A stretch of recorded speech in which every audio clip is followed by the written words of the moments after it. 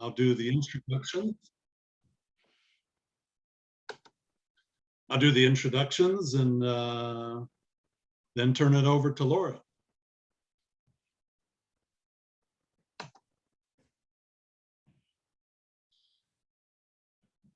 Okay, so good evening, everybody. Thank you for joining us tonight for this event. I'm Bob Pfefferman, Community Relations Director for the Jewish Federation of St. Joseph Valley. Before I introduce our keynote speaker, Laura Jensen, I want to thank the Community Relations Committee chaired by Barb Lerman for sponsoring this event.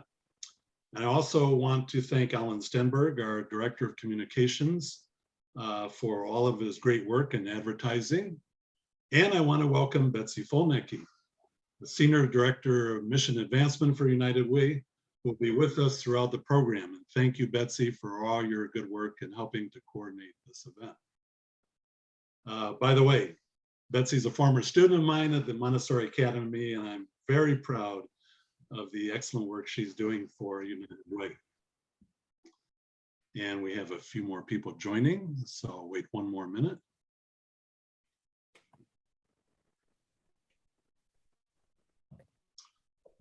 Bob, Okay. I also I'm going to jump in.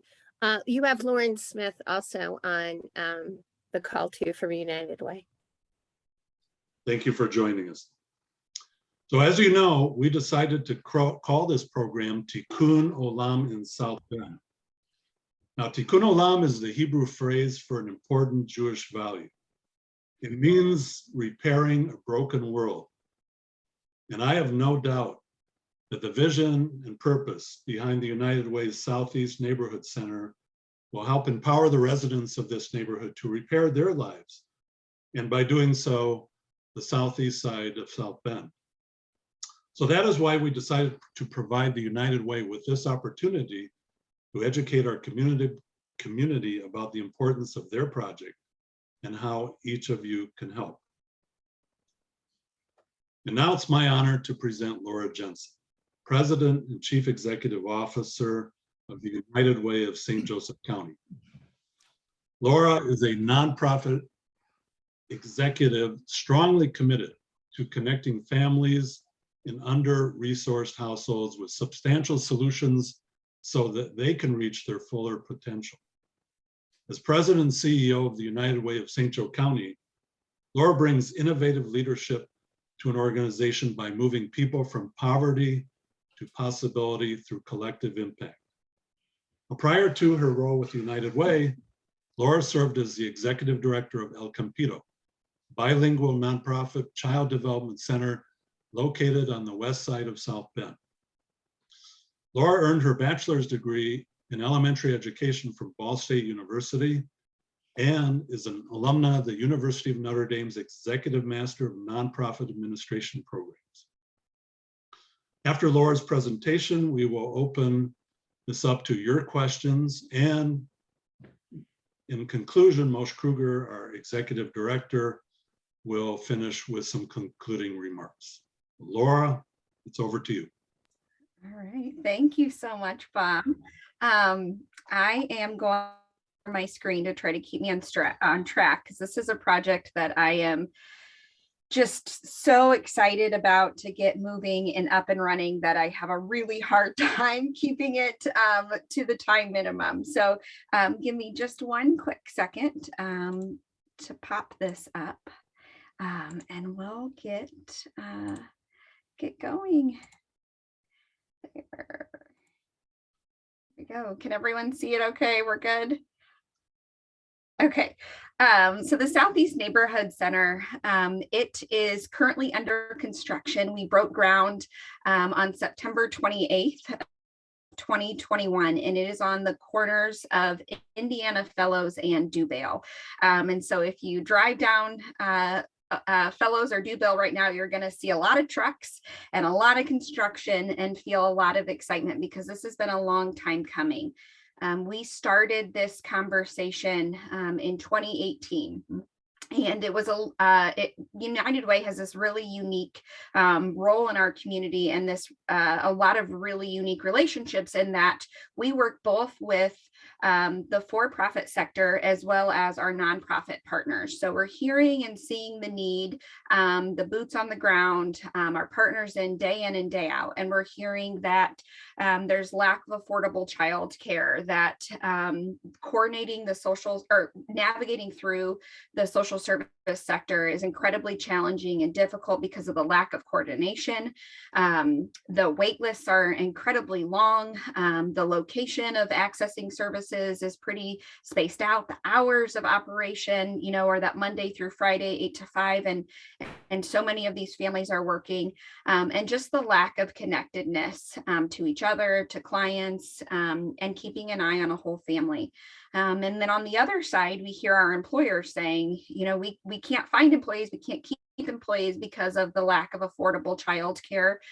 We're having to reduce or cut shifts completely because of lack of access to childcare. Frustrations are growing in the neighborhood because of choices that some of our youth are making, but things end at 5 o'clock, 6 o'clock, and there are not a lot of places to go. And then frustrations too from our government officials, both at a city as well as a county and as a state level. And so it was, what are we going to do about it? How do we think differently? What's working in other parts of the country? What's something that we can do here locally, really help all the children in our community and all of the families break every single barrier of success when it comes to becoming the best version of themselves, and living in a safe and warm and loving home environment, and having families that have access to stable and gainful employment. What could that look like? So we found a program called Magnolia Place. It's part of this broader initiative called the Magnolia Community Initiative in Los Angeles, California. And it is an old paper factory that they converted in a neighborhood of about 110,000 people and about 35,000 children living in that area. And they brought in coordinated social services. And at its core was the Department of Child Services, with an overarching goal of child well-being.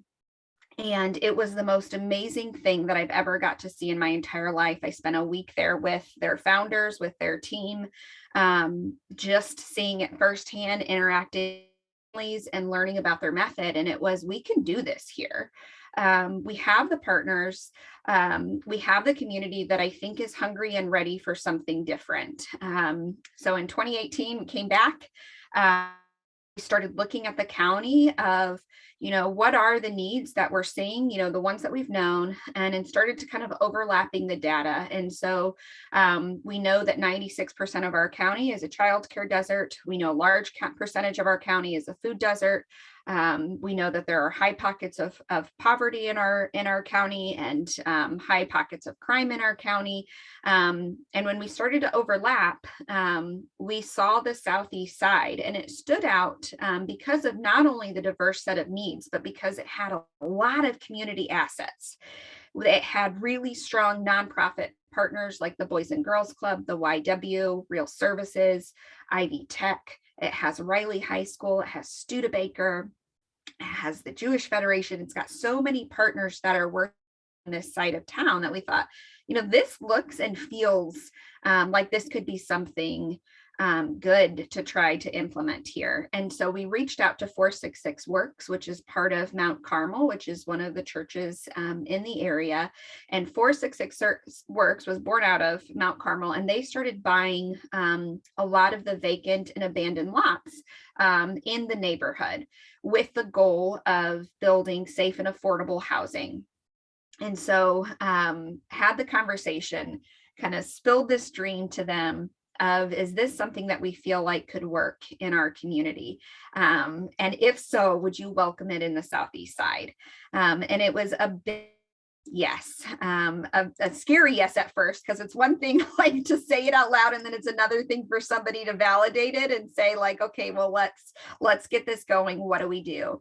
And so we zeroed in on the corner of Fellows and Dewdale because they owned quite a bit of land.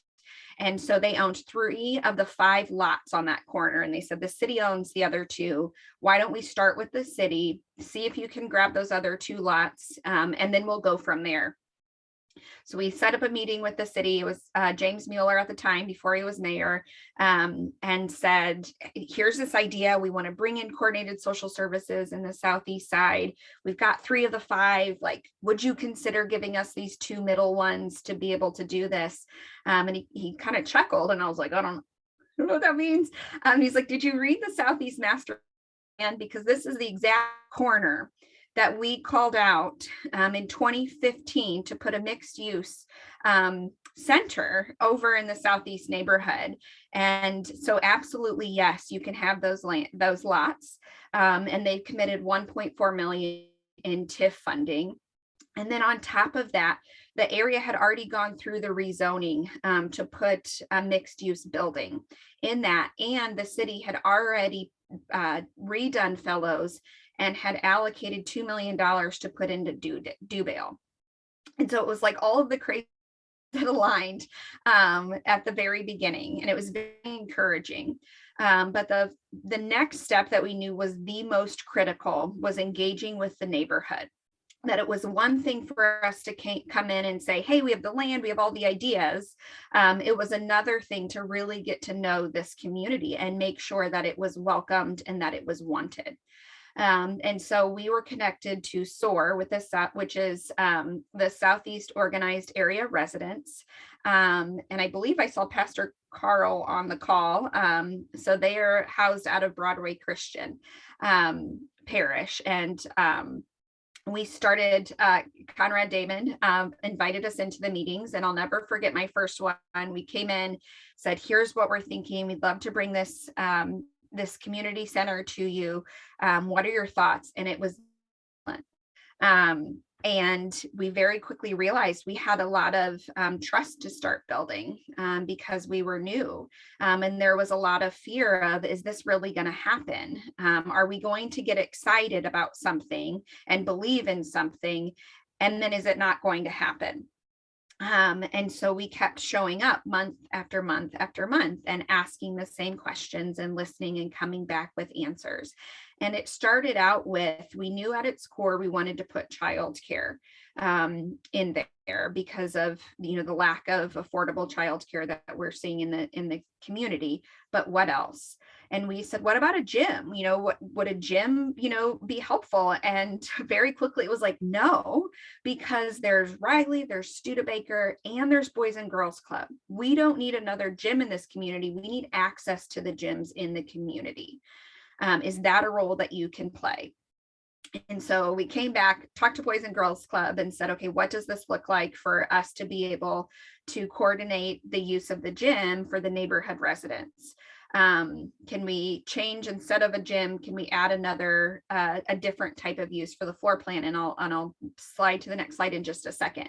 And we just literally kept showing up. And then we started doing, our focus groups a little bit further. We went into Riley, we met with Sean Henderson.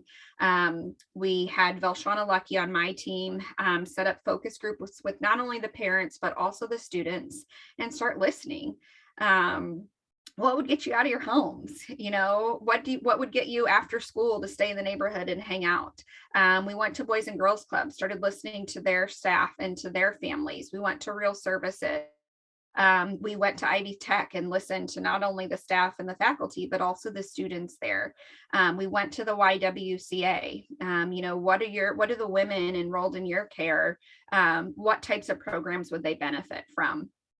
And we started tracking and created surveys. We did paper surveys, we did in-person surveys, and constantly tweaked and brought the floor plan back. And I'm going to zoom in on the next slide. You can totally tell my toddler was on my screen earlier. Sorry about that. I've got a 9-month-old, a 2-year-old, and a 5-year-old. So it's a little chaotic right now.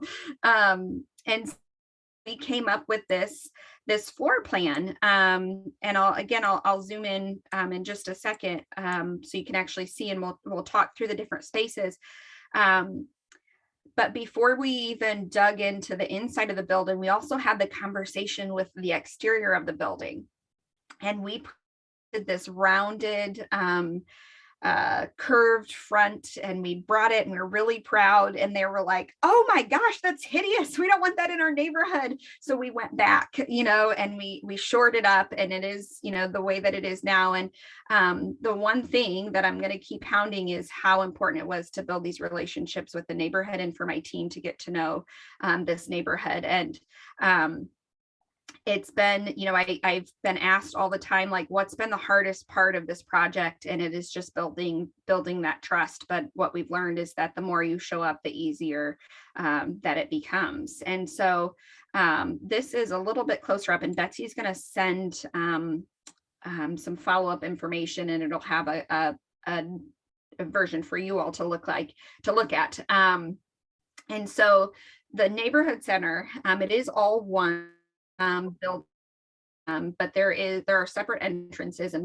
I'll go through that. So the early childhood program that I mentioned, this is probably one of the things that I'm most excited about because of my background.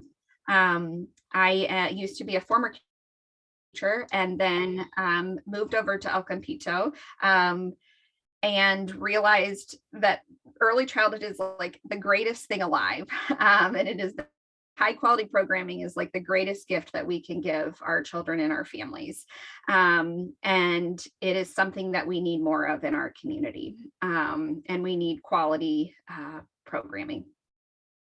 And so what we have here is it'll serve 6 weeks to 6 years old. And we are partnering with 2 partners that I'm really excited to share about. But before we get in that, we put in a lot of thought and a lot of intentionality behind the design. So while we have these labels on here, infant, toddler, pre-K, we looked at the licensing guidelines of what does it take for an infant, toddler classroom to be licensed by the state of Indiana, because we knew that was the strictest requirement that we would have to adhere to.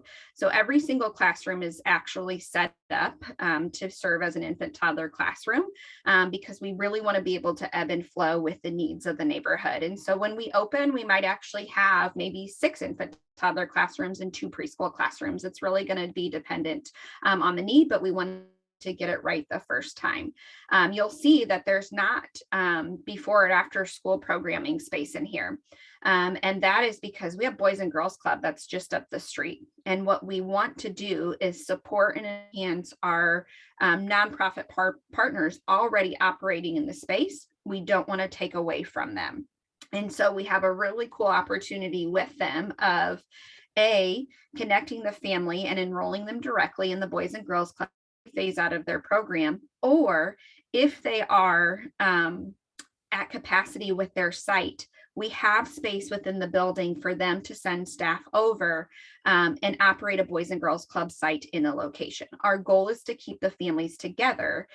And we know that before and after school care is a critical part of doing so, especially when the older child phases out. We want to try to make things as easy as possible for these families.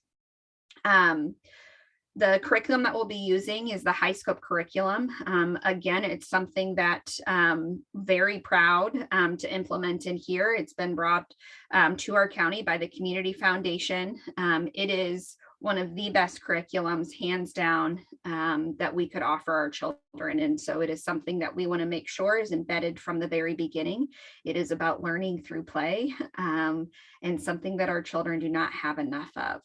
And a lot of real life skills, especially based around that conflict resolution, that we really need to start working on at an early age, which is a big shift coming from a kindergarten teacher. I thought like, oh, I want all of my kids coming in and knowing all of their letters and all of their sounds. Actually, I want my kids coming in and knowing how to get their shovel back from the sandbox at the end of the day, and being compassionate with one another and understanding how to solve a problem. Because letters and numbers will come, and a lot of them will come through play. And so that's something that we're really excited to be able to embed and build within this preschool. And again, complement the amazing work that's already happening within our county. The other partner that we're bringing in is Logan. the Logan Center will be providing full-time staff on top of the early childhood staff in our classroom to provide in-classroom therapies and supports. It could be speech, it could be PT, it could be OT, it could be a child with a feeding tube, or it could be a child with a challenging behavior. What I've found and what we've heard from other providers and experts in the field, and as a parent myself of a preschool child, when there is a child that has what we call those challenging behaviors, typically they're removed from a program to keep everyone safe. And we get that and we understand that. But at the end of the day, that's not doing a service to that family. But we also understand that we need to keep the children in the classroom safe, and we need to support the teachers in the classroom as well. And so they are committed to staffing each of these classrooms. It is something that they're currently doing over at Darden Elementary at an older level, and also just started implementing at the Boys and Girls Club as well. And they've seen tremendous success to this. They've been very intentional with us when thinking of the layout of the classroom and where to put certain spaces. Where's the door in relation to, you know, kind of that louder communal space when people are coming in and out, and even where the carpet and the fabric, or the carpet and the hardwood floor layout. And then each of the classrooms will be weighted for swings and equipment and therapy type equipment. And that's something that I am so excited to be able to bring to these children, to these families, and really have a truly inclusive preschool. The other exciting partner that we have is we will be partnering with the Early Head Start Community Childcare Partnership Grant. So what that looks like is a significant funding opportunity for these children and families. So they'll still be the childcare program staff, but behind the scenes, there's funding that's available to cover the cost of tuition, to cover the cost of all of the materials, the diapers, the wipes. So there is no cost for these families to attend this program, which I shared. I have a 9-month-old and a 2-year-old that the average cost for an infant in St. Joseph County in a level 3, which is where we start with the high quality programming, deeming it in the state. It's $295 to $315 a week. So when you're thinking of a family that's working, especially those families that are working, you know, on an hourly wage, that's not possible. And a lot of these families, it's hard to access and enroll in childcare vouchers. The eligibility standards are difficult if one parent in the home is not working. And so this is just, not only does it allow the infant and toddler cost to be covered by Head Start, it then allows us to adjust the cost of tuition for the rest of the families in the program. So that's something that we're really, really excited about. Another partner that's going to be coming in, Real Services. So traditionally, when we think of Real Services, we think of them with their senior programs, their Meals on Wheels, their caregiver support, which they'll also be providing in the neighborhood center. This will actually be a senior meal site in the community space, which I'll get to, but they'll be offering 2-gen programming for families enrolled in the child care center of the programming. 2-gen is a curriculum that is out of the Aspen Institute out of Colorado. And it is this concept of working with the whole family, not just the adult, which is what we see in traditional case management. So when they say working with the whole family, it is working with a quality child care program. It's covering the cost of tuition and then working directly with the family. So again, it's just a different way of supporting these families and making sure that they have access to all of the supports and all of the programs and all of the resources. The other, this is, I keep saying this is my favorite part, or this is my favorite part. The playground's actually my favorite part, I think. It's a beautiful natural playground with will be the infant toddler side. This is the pre-K side. And then we've even set it up so that way, if one age group is not out, we can open this a full track, or they can go through. It looks like water. It's not water. We just colored it, kind of a thing. And then these are glass garage doors here, but this whole side of the brick is a combination of windows and then textured brick to look like a cityscape. And it's going to be beautiful. And it's been one of the most exciting parts of this. And then it's housed by 3 walls of the building, and then it's got the exit to the street. And the other really it also opens up to this multi-purpose room. And so when we're thinking of the winter and our lovely weather up here, we want to make sure that our kids still have access to gross motor. But then even in the summer, we can kind of split them up and offer them some indoor as well as outdoor. So these will all open up. I get asked a lot by the safety and security of this building. That was literally a 3-hour meeting of going through door by door, window by window, who has access to what at what times, what types of doors, how do they open, to make sure that we are keeping everybody who interacts with the center safe.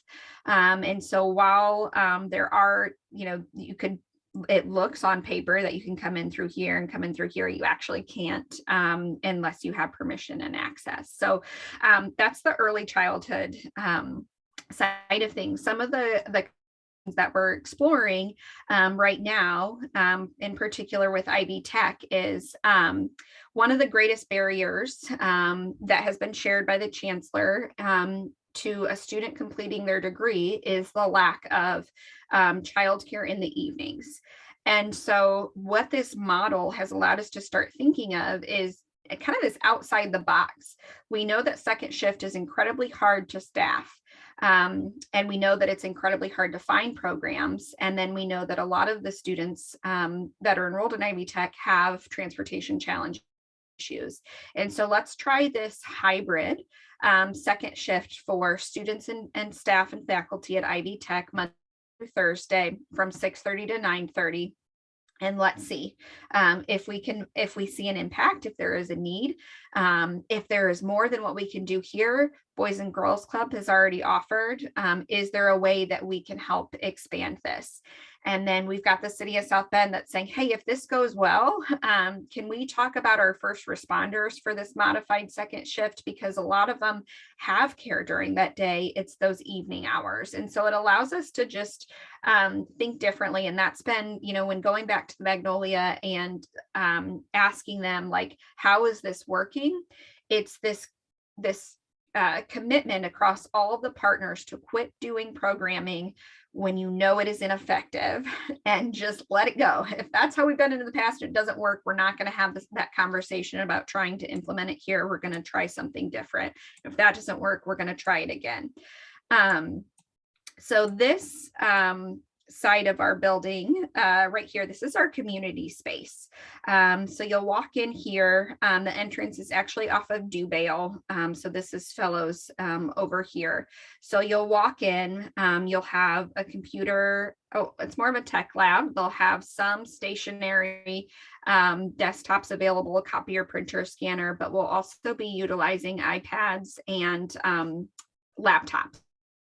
And we have a couple of different partners that want to come in and operate programming, such as the St. Joe County Library. Not only do they want to do the Tut branch, do they want to do a mobile library, but they want to offer all of the programs if there is interest, and they're part of the as well, and they've been introduced to SOAR to expand here, because again, it's that transportation that's an issue, and they also understand the importance of building a relationship before someone feels comfortable enough to work towards getting their library card and then actually going to the library. It's something I don't even think twice about, but once I experienced it firsthand with my parents at El Campito, you realize it's a real thing.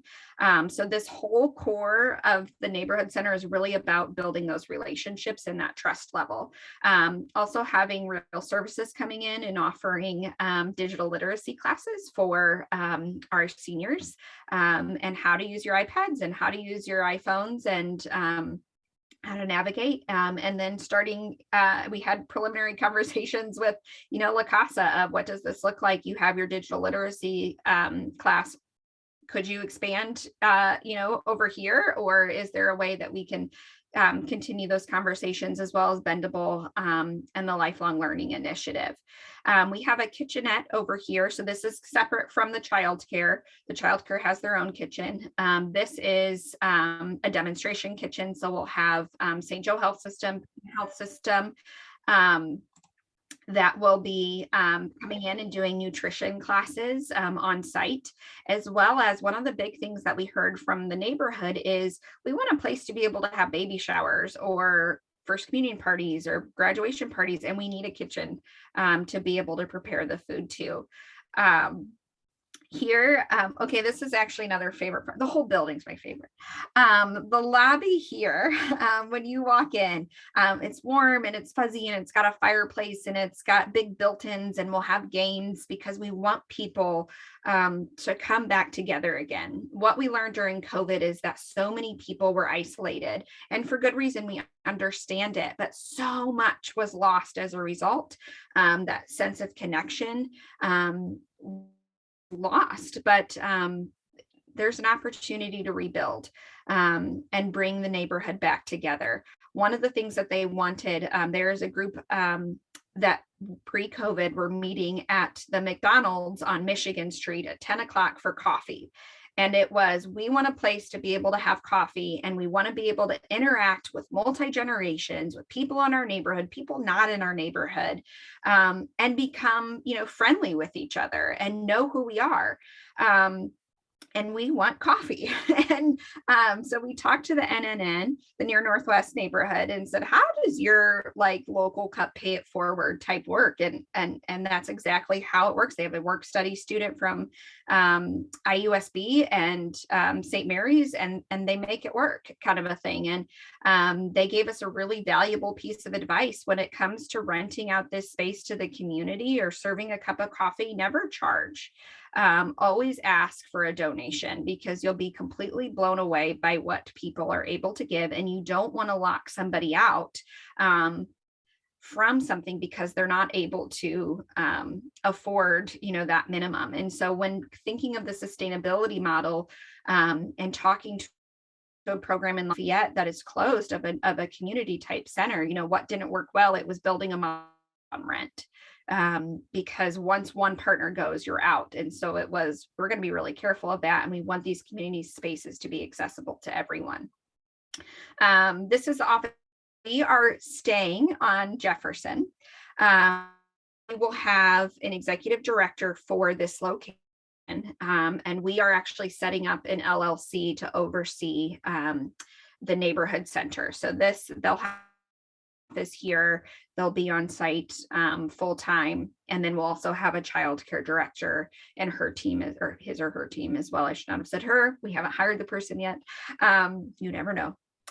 We have the flex space, multi-purpose space, and then we have our rotating offices. And we have partners that will be coming in on an 8-week basis, a monthly basis, and in need of quiet space. But then the community also needs just some quiet meeting space, thinking of, we'll have our community health work.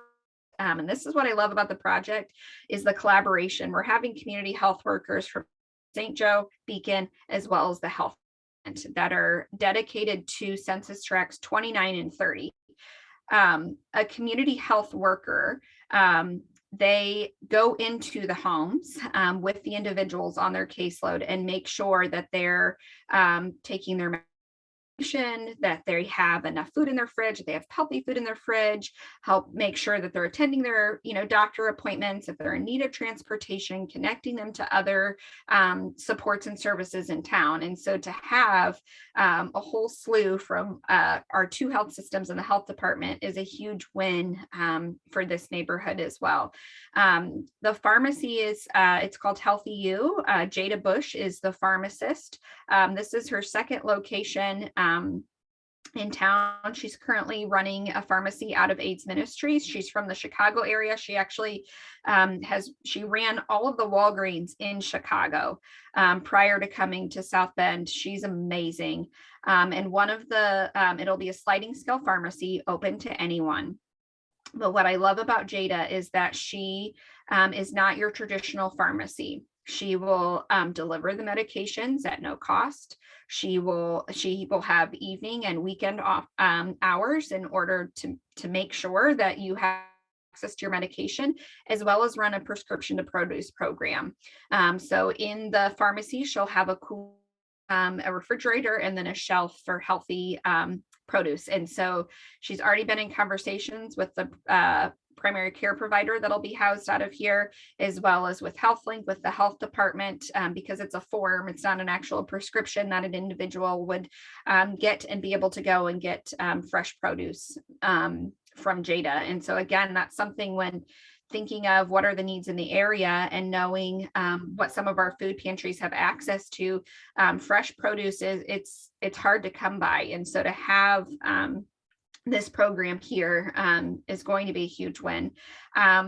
We actually, it got asked about, a food pantry.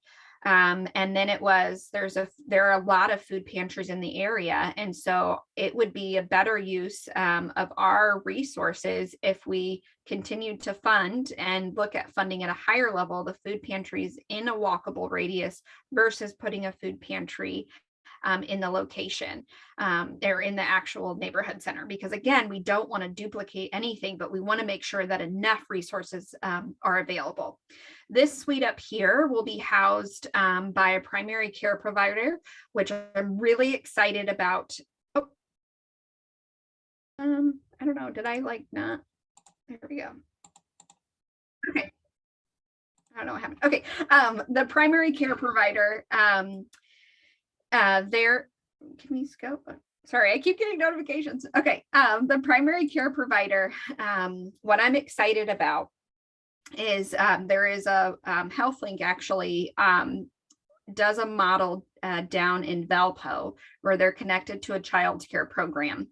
So again, none of this is like super new. It's just new in the sense, and then new that we're kind of bringing this all together.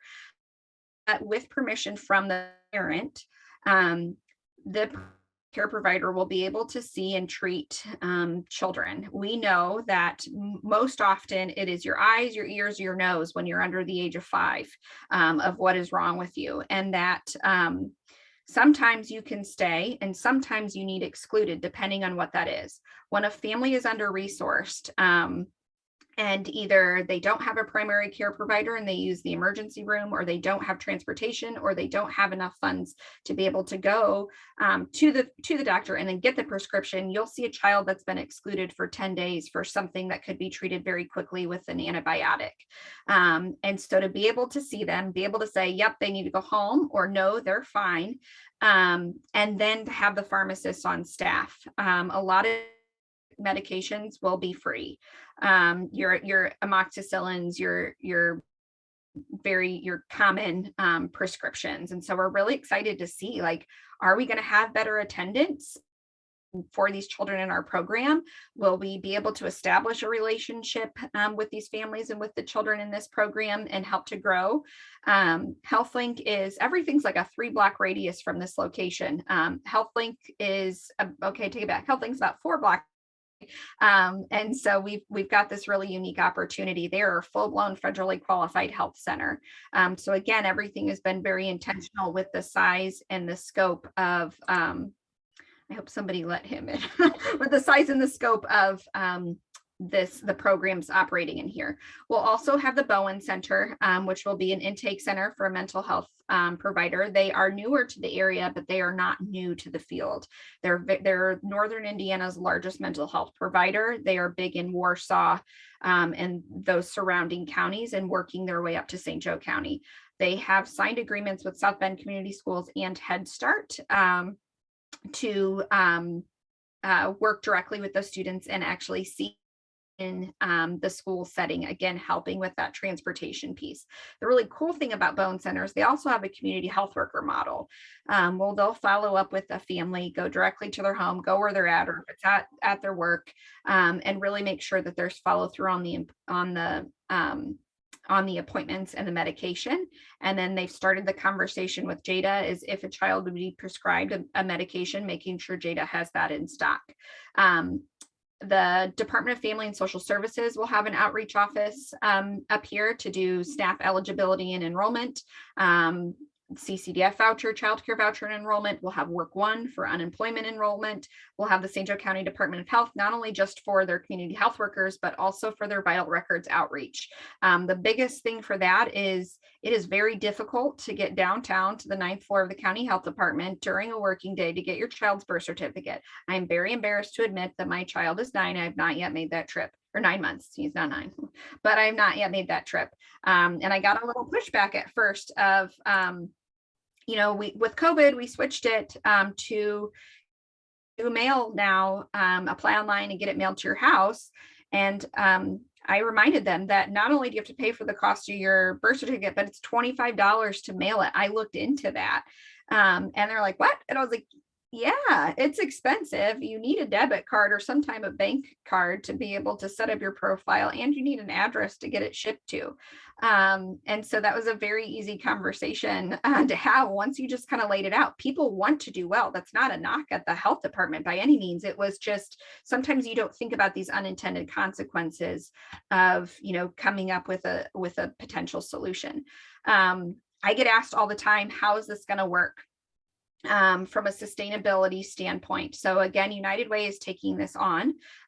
It will be a standalone LLC, but they'll utilize our 501c3.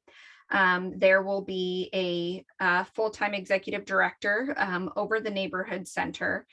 There will be an executive leadership council that will be made up of the leadership of all of our key partners, because we all need to hold each other accountable and we all need to know what each other is doing and make sure that there are no surprises at the end of the day. There'll also be a neighborhood council because we don't want to lose sight of what the needs are of the neighborhood. And they'll have representatives from the neighborhood council sit on the executive leadership council.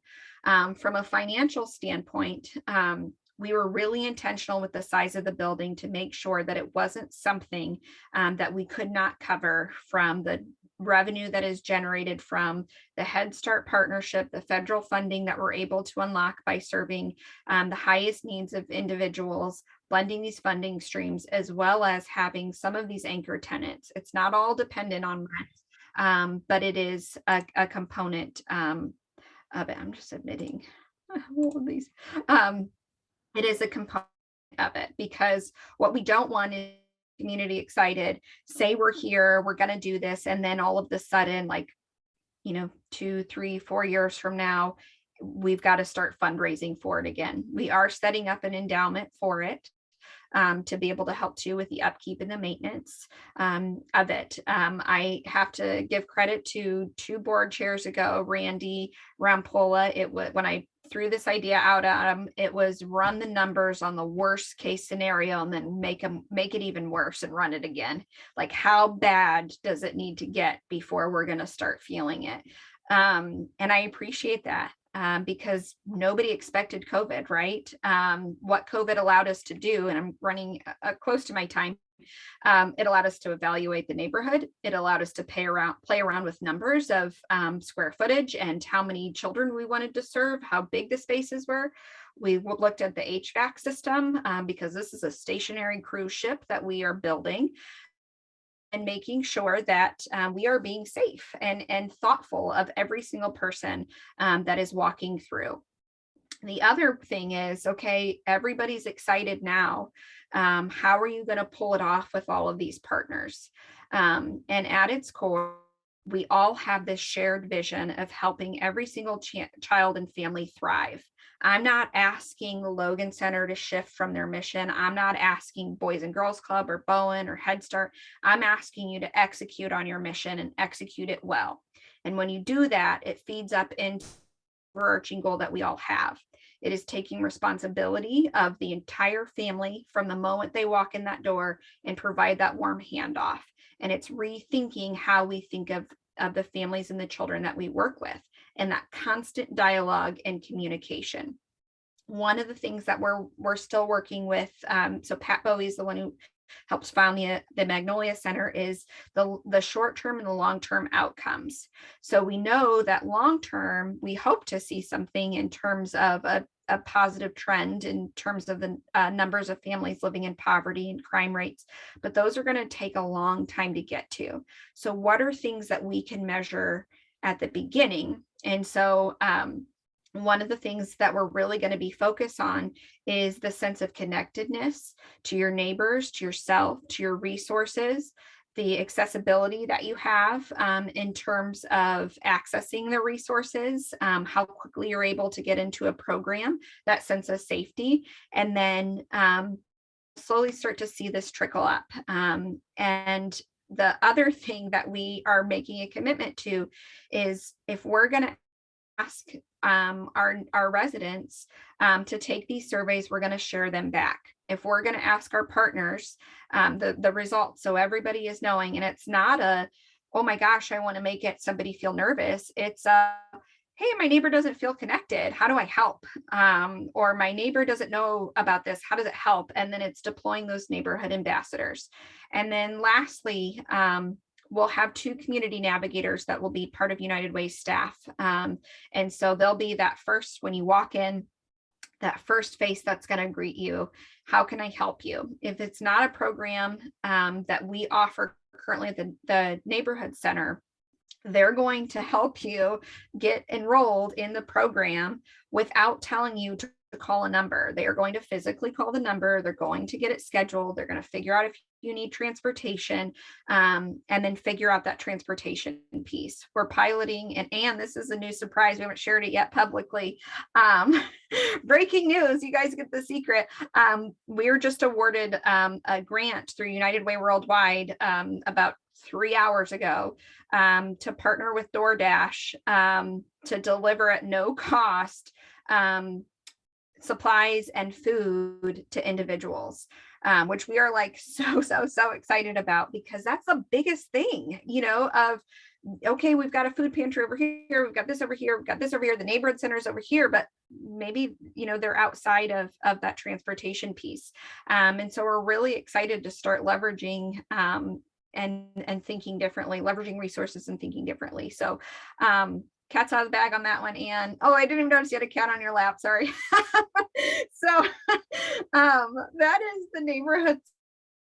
Some chat question connection to Unity Gardens. I think one of the things that I love is that now that people are becoming more and more aware, and we have a timeline, we're opening end of July 2022. It's easier to say, yeah, let's talk about it.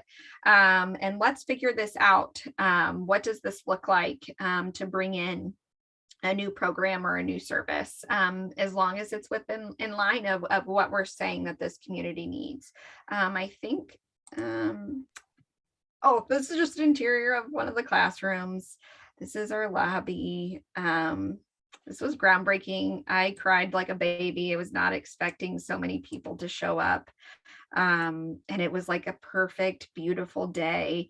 And so many people were just excited. And, the mayor said, and I believe when he said it, this was one of the best attended groundbreakings he's ever attended in his time here. And so the city showed up and the neighborhood showed up. And they're excited. So with that, I'm going to stop sharing.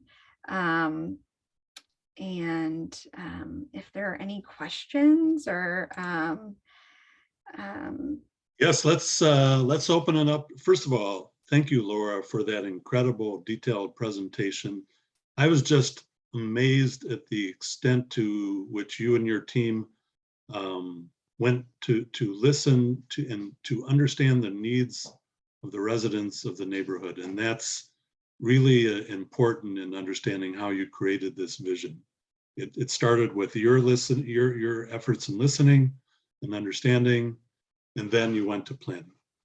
So Having said that, please open up to your questions. You can type in chat or raise a virtual hand.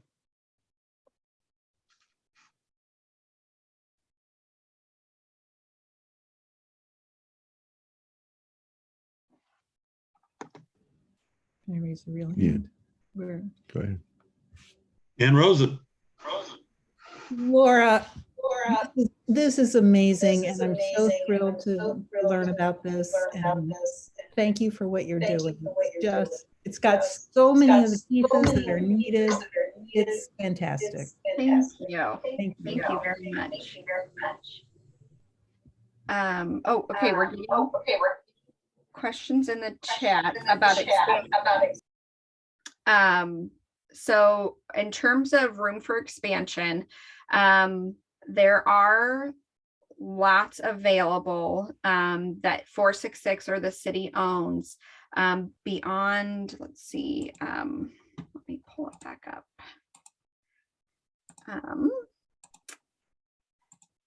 We go to this one. So there are lots over this way. So we could always go kind of beyond the parking if we needed to. And then there's a lot of land in the neighborhood, but in terms of like right next to it, we filled the entire, I mean, it's like super tight. So we would go on this end. There's a house right here at the moment, but 466 has already been in conversation. He's been interested in selling for a while now.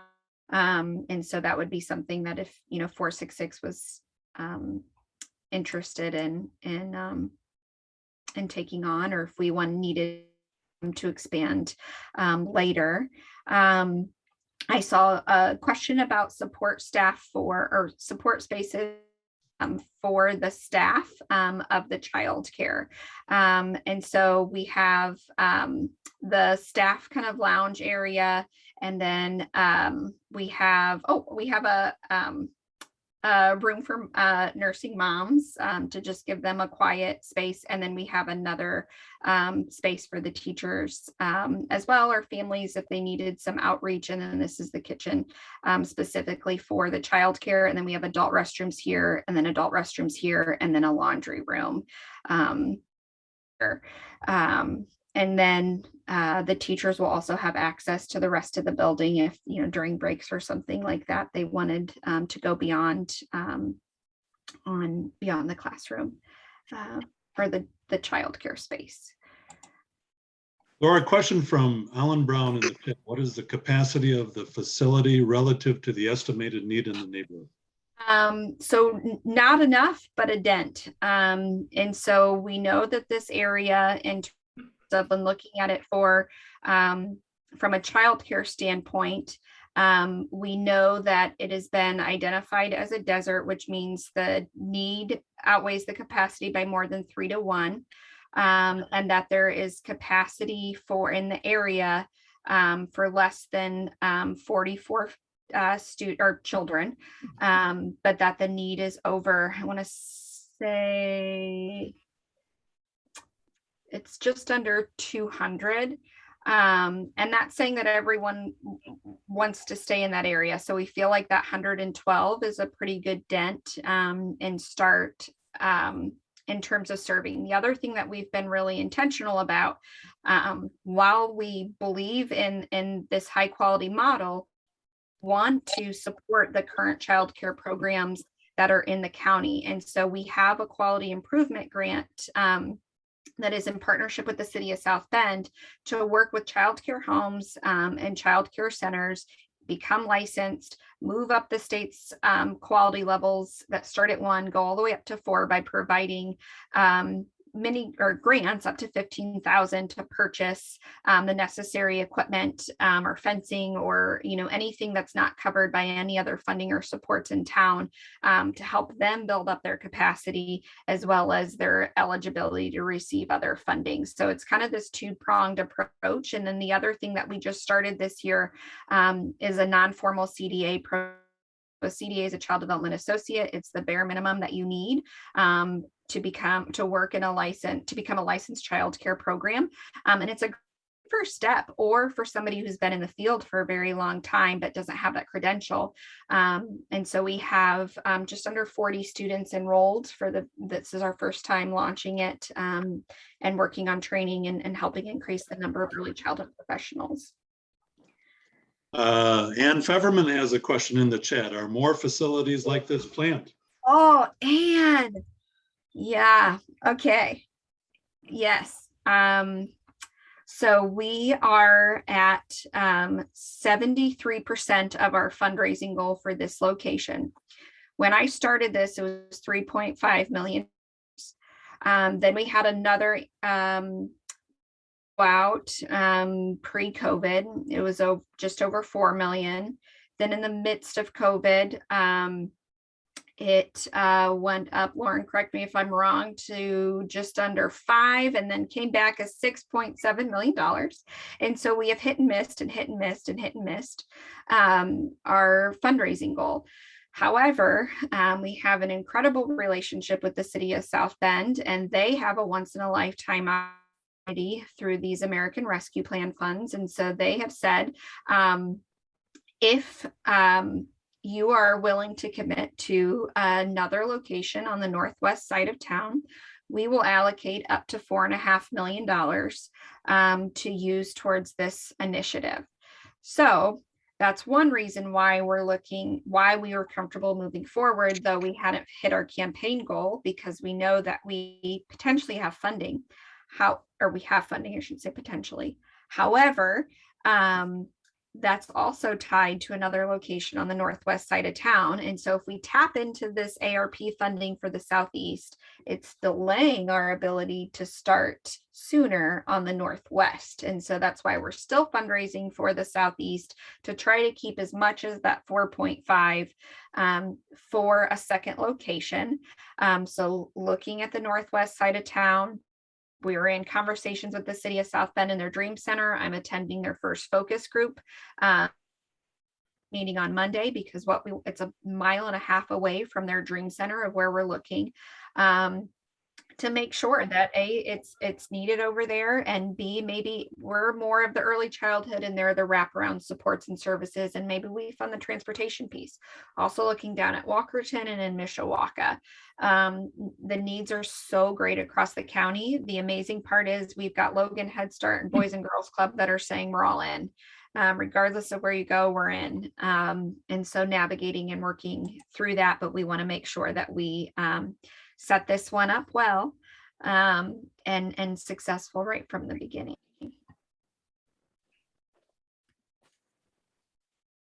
Okay, we have one last question from Alan Brown.